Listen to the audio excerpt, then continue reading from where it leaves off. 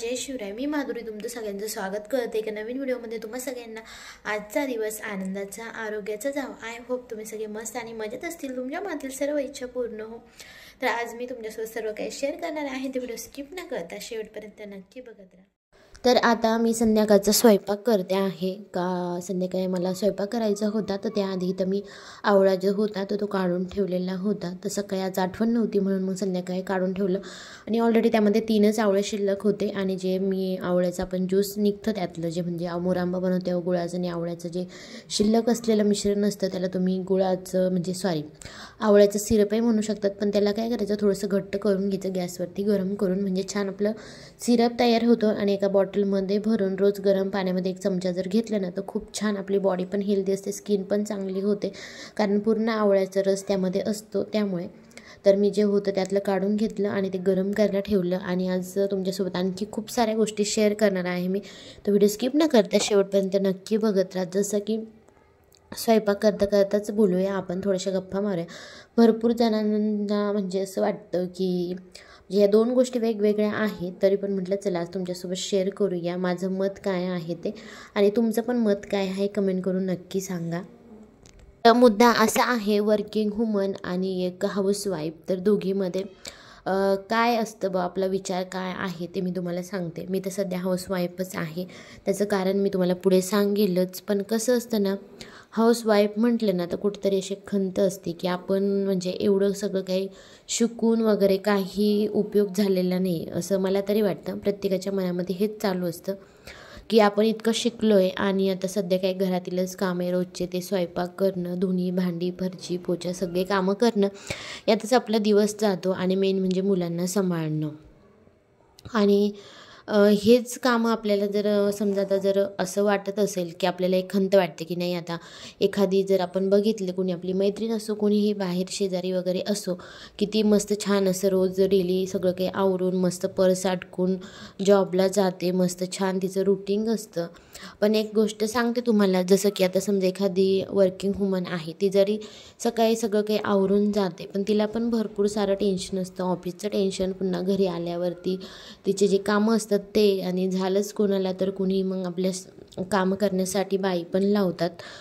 तर ह्या सगळ्या गोष्टी असतात। तर वर्किंग वुमन जर असेल तर कोणी जर माझे व्हिडिओ बघत असेल तर नक्की कमेंट करून सांगा की मी बरोबर सांगते आहे की नाही। तर या गोष्टी झाल्या वर्किंग वुमनच्या, म्हणजे तिला पण टेन्शन असतं, सकाळची सर्व कामे करायची, पुन्हा जायचं दिवसभर ऑफिस, त्यानंतर पुन्हा संध्याकाळची कामे, आणि त्यामध्ये ते आपल्या मुलांना वेळ देऊ शकत नाही आणि जसे संस्कार करायला पाहिजे ते देऊ शकत नाही। ठीक आहे, तुम्ही मुलांना डे केअरमध्ये ठेवतात आणि ते तिथं जे आपण म्हणजे ते सगळं काय तिथं शिकू शकतात, पण जे आपली आई वडील जे संस्कार देतात ना ते कुठंच भेटत नाही। असं मी म्हणत नाही की वर्किंग वुमन आहे म्हणजे काय, तर वर्किंग वुमन पण पाहिजे, कारण प्रत्येकाला वाटतं, आपल्यालाही वाटतं, जे गृहिणी असेल हाऊसवाईफ असेल त्यांनाही वाटतं की आपणही एक वर्किंग वुमन असायला पाहिजे, आपले स्वतःचे खर्च आपण स्वतः केले पाहिजे, प्रत्येकाचं स्वप्न असतं।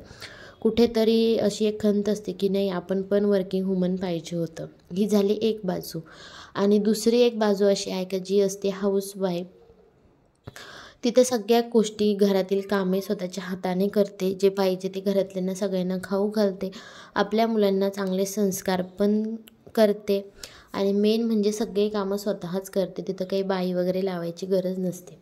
आणि झाली गोष्ट तर जे कामं एक बाई करते तर ती आपली एक गृहिणी करत असते, आणि त्यामध्ये पण आनंदच असतो, ते काही चुकीचं नाही आहे। आता कोणाची मजबुरी असते की ती जॉबला नाही जाऊ शकत, मुलांना सांभाळणं, घरच्यांची कामं करणं, किंवा मग कोणी जाऊ देत नाही, तर अशा गोष्टी असतात। तर मी असं म्हणेन की दोघीही म्हणजे चांगल्याच आहे, गृहिणी पण आणि हाऊसवाईफ पण, किंवा मग वर्किंग वुमन जे जॉबला जाते ती, दोघींनाही टेन्शन असतंच आणि प्रत्येकाला प्रत्येकाचे कामं करावंच लागतात। काहीतरी मजबुरी असते कुणाची, कुणाला जॉबला जाणं गरजेचं असतं, कुणाला जाता येत नाही, प्रत्येक गोष्टी म्हणजे मागं काहीतरी रिझन असतं। पण दोघीही स्त्री असू दे, दोघी एक समानच आहे असं मला तरी वाटतं।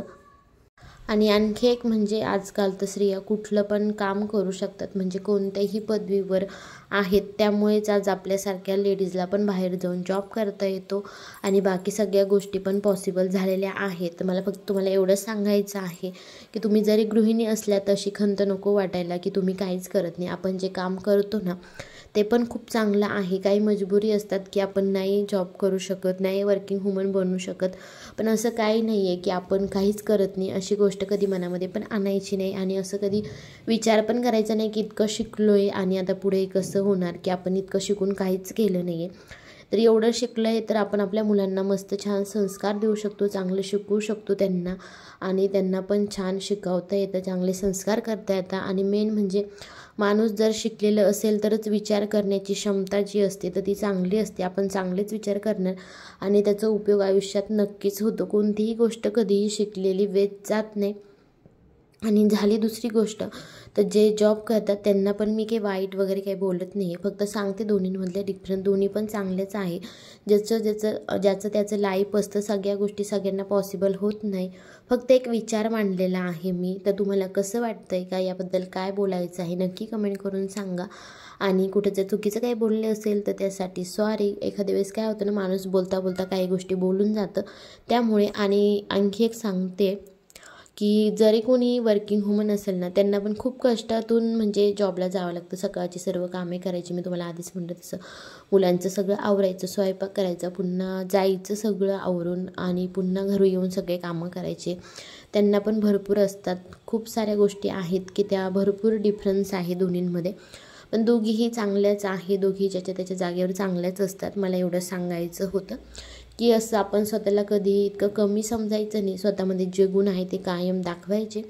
आणि आज तुमच्यासोबत असंच मला सहज आठवलं की शेअर करावं. भरपूर जे ऑडियन्स आहे माझं सगळं लेडीजच आहे जवळपास, त्यामुळे म्हटलं चला तुमच्यासोबत शेअर करूया म्हणून आजची ही गोष्ट शेअर केलेली आहे. काही चुकलं असेल तर खरंच सॉरी. आणि बघा तुमच्याशी बोलता बोलता इथं माझी ज्या तुरीच्या शेंगा होत्या त्या पण उकडून झाल्या पिल्लूला देण्यासाठी. त्यानंतर इथं मी पत्ताकोबीची भाजी बनवते. तर भाजी पण बनवून झालेली आहे. आणि आज बाजरीच्या भाकरी आणि पातळ मस्त भाजी बनवायची होती बाजरीच्या भाकरीसोबत. तशीच भाजी चांगली लागते. तिथं मी फोडणी देऊन घेतली, जिरे, मोहरी, कढीपत्ता आणि लसूण थोडंसं टाकलं आणि थोडंसं मिक्सरमध्ये टाकलं होतं बारीक करण्यासाठी. आणि त्यानंतर मग मसाला काढून घेतला, कोबी बारीक छान कट करून घेतला होता आणि छान तेलामध्ये परतून घ्यायचं. हळद पण टाकलेली आहे. आणि त्यानंतर मग छान परतून झाल्यानंतर मिक्सरमध्ये हिरवी मिरची, शेंगदाणे, लसूण आणि सगळं काही जे आहे तर बारीक काढून घ्यायचं पाणी टाकून. आणि त्यानंतर परतून झाल्यानंतर त्यामध्ये टाकायचं आणि कोथिंबीर, त्यानंतर चवीपुरतं मीठ टाकायचं आणि मस्त छान शिजवून घ्यायचे. मस्त एकदम छान भाजी लागते, नक्की ट्राय करून बघा. खूप मस्त लागते, एकदम चविष्ट आणि गावाकडच्या सारखीच. तर मस्त शिजून घ्यायची, उकळी काढून घ्यायची एक मस्त, म्हणजे छान फ्लेवर येतो तिला. आणि मस्त इथं भाजी तयार झाली आहे. आणि आता मला बाजरीची भाकरी बनवायची आहे. आणि इथं कोथिंबीर जी आहे ना मी कैचीने कट करते, पटकन होऊन जाते, कारण ती पुन्हा धुवा. खाली सगळं मी आवरून ठेवलेलं होतं, चॉपर वगैरे सगळं. सुरी घ्या, कट करा, पुन्हा ती हाताला सगळी चिपकते ओली असल्यामुळे. म्हणून मी असंच करते, इझी पडतं मला. तर मस्त भाजी इथं तयार होते तोपर्यंत मग भाकरी पण करून घेणार आहे. आणि पिल्लूला शेंगा पण ज्या होत्या त्या उकडल्या होत्या तर थंड होत होत्या. तर मग थंड झाल्यानंतर म्हटलं त्याला देईल. आणि त्यामध्ये फक्त मी मीठ, पाणी टाकायला पाहिजे. हळद नसते टाकले तरी चालते, पण एक टेस्ट येते हळदीने म्हणून मग मी थोडीशी टाकली. तुम्हाला नसेल टाकायची तर नका टाकू, पण छान लागते, टेस्ट मस्त झाली होती शेंगांची. आणि हिवाळ्यामध्येच हे शेंगा खायला भेटतात, म्हणजे थंडीमध्ये. आणि त्यातल्या त्यात आता कालपासून तर थंडी भरपूर प्रमाणात पडते. आणि बघा शेंगा इथं उकडलेल्या आहे, तर आता मी काढून घेते पिल्लूला देण्यासाठी. तो खाईल म्हटलं तोपर्यंत माझी भाकरी होईपर्यंत. आणि मेन म्हणजे चांगल्या पण असत्या थंडीमध्ये खायला, मस्त लागतात, टेस्ट पण मस्त होते. आणि शक्यतो मी केस मोकळे सोडत नाही स्वयंपाक करताना, पण आज धुतले होते त्यामुळे म्हटलं राहू दे, नाही तर मग ओले केस राहिले ना तर खूप सारं डोकं दुखतं, म्हणजे दिवसभर आणि रात्रभर ते डोकं दुखायचं काही बंद होत नाही. तिथं मी शेंगा काढून घेतले, त्यातलं जे पाणी होतं तर ते चाळणीमध्ये काढून घेतलं, म्हणजे लवकर म्हटलं ते पाणी वेगळं होईल पुन्हा चमच्याने काढत बसण्यापेक्षा. आणि बघा मस्त शेंगा छान उकडल्या, पिल्लूला दिल्या. आणि इथं मी आता बाजरीची भाकर करते. तर कुणाकुणाला बाजरीची भाकर आवडते नक्की कमेंट करून सांगा. तर पीठ छान मळून घ्यायचं. आणि त्यानंतर मी तुम्हाला भरपूर वेळेस सांगितलेलं आहे, जेवढं छान पीठ मळता येईल ना आपल्याला तेवढं छान मळून घ्यायचं. आणि मस्त पातळ बाजरीची भाकर जी आहे तर थापून घ्यायची. आणि आज खरंच खूप छान मस्त भाकर झाली होती, तिला मस्त पापड आला होता, पण ते तुम्हाला दाखवायचंच राहून गेलं. पुढचं जे व्हिडिओ होते ना ते तुमच्यासोबत शेअर करणं झालं नाही माझ्या, म्हणजे मला आठवणच नाही राहिली. नाही तर आज मस्त छान भाकर भाजली होती, मस्त छान पापुद्रा आलेला पिल्लूलाही आवडतो. तर पीठ छान मळून घेतलं, त्यानंतर थापून घ्यायची दोन्ही म्हणजे एका बाजूनी दोन्ही हाताने, एकदा एका हाताने थापायची, त्यानंतर दोन्ही हाताने थापायची. आणि तवा गरम असायला पाहिजे आणि गरम असतानाच भाकर टाकायची. एक 5 ते 3-4 सेकंदामध्ये पाणी लावायचं आणि 1-2 सेकंद ठेवायची आणि लगेच पलटी मारायची, नाही तर भाकरीला खालून चिरा पडतात.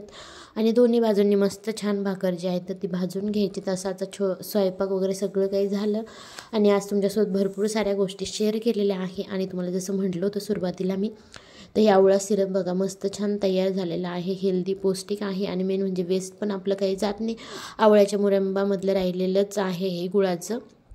तुम्ही त्यानंतर एका इथं डब्यामध्ये किंवा काचेच्या बरणीमध्ये तुम्ही भरून ठेवू शकता आणि रोज कोमट पाण्यामध्ये 1 चमचाभर जर घेतलं तर आपली स्किनही हेल्दी राहते आणि मस्त छान आपली बॉडी पण हेल्दी राहते. आवळा तर तुम्हाला माहीतच आहे किती गुणकारी आहे. तर असाच छोटासा व्हिडिओ होता, कसा वाटला तुम्हाला कमेंट करून नक्की सांगा. आणि जर व्हिडिओ आवडला असेल तर व्हिडिओला लाईक, शेअर आणि चॅनलला सबस्क्राईब नक्की करा. Thank you, bye.